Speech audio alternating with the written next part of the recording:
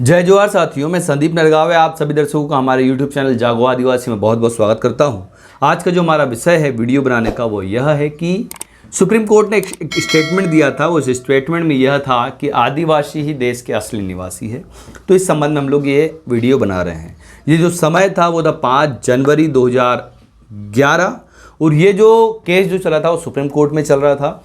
ये जो केस था उसका नाम था आपराधिक मामला था। ये जो था वो कैलाश एवं अन्य बनाम महाराष्ट्र सरकार special leave petition criminal number 10,367 of 2010। इसमें जो न्यायाधीश थे वो थे मार्गडे काटजू और ज्ञान सुधा मिश्रा।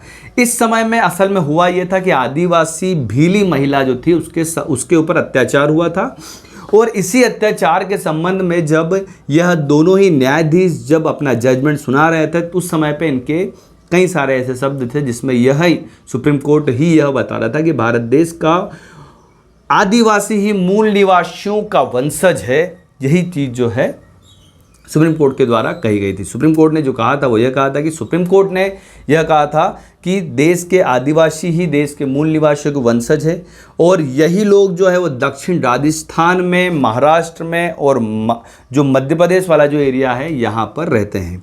आदिवासी ही ऐसे लोग हैं जिन्होंने कई वर्षों तक अत्याचार व अन्याय सहे और सहने के बावजूद भी अपने रीति रिवाज, अपनी सभ्यता, अपनी संस्कृति को बचाए रखा। आगे यह कहते हैं कि 17वीं शताब्दी के समय में यह समय चल रहा था जिस समय पे महाराष्ट्र वाले एरिया में जब भी किसी आदिवासी को किसी आपराधिक गतिविधि में देखा जाता था तो उसे सीधा सा मार दिया जाता था। क्योंकि जो 17वीं शताब्दी वाला जो समय था उस समय में देश में जो राज चलता था वो अंग्रेजों का चलता था और अंग्रेजों की सत्ता को जो नहीं स्वीकारा था वो लोग थे मात्र आदिवासी। तो जब भी इन आदिवासियों को देखा जाता था तो इन्हें मार डाल दिया जाता था जब भी किसी आपराधिक गतिविधियों में कोई भी व्यक्ति देखने को मिलता था। तो अगर हम लोग देखें आगे चल के तो फिर आगे चल के यही जो भील आदिवासी लोग जो थे इन्हीं के ऊपर कई सारे अत्याचार हुए, उन्हें एक बड़े स्तर पर मारा गया और मारने के बाद भी आदिवासियों में अगर हम लोग देखें भील आदिवासी तो भील आदिवासियों ने बड़े स्तर पर अत्याचार अन्याय सहने के बावजूद यह जो लोग थे वो पहाड़ों में जंगलों में रह के अपने अस्तित्व को इन्होंने बचाया और इन्हीं लोगों को भारत देश में एबोरिजिनल शेड्यूल ट्राइब या फिर आदिवासीज कहा गया। ये जो लोग हैं भारत देश में वो भारत देश की कुल आबादी के मात्र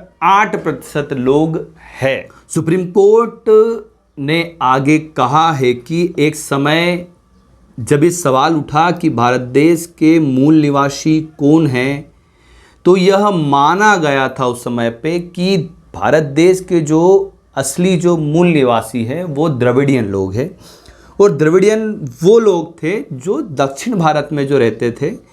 इन्हीं लोगों को द्रविडियन कहा जाता था। लेकिन बाद में यह मान लिया गया कि इन द्रविडियन लोगों के पहले भी कुछ लोग थे जिन्हें प्री द्रविडियन कहा गया और इन्हीं प्री द्रविडियन लोगों के ही वंशज जो थे वो आदिवासी लोग थे जो कि भारत देश में निवास कर रहे हैं।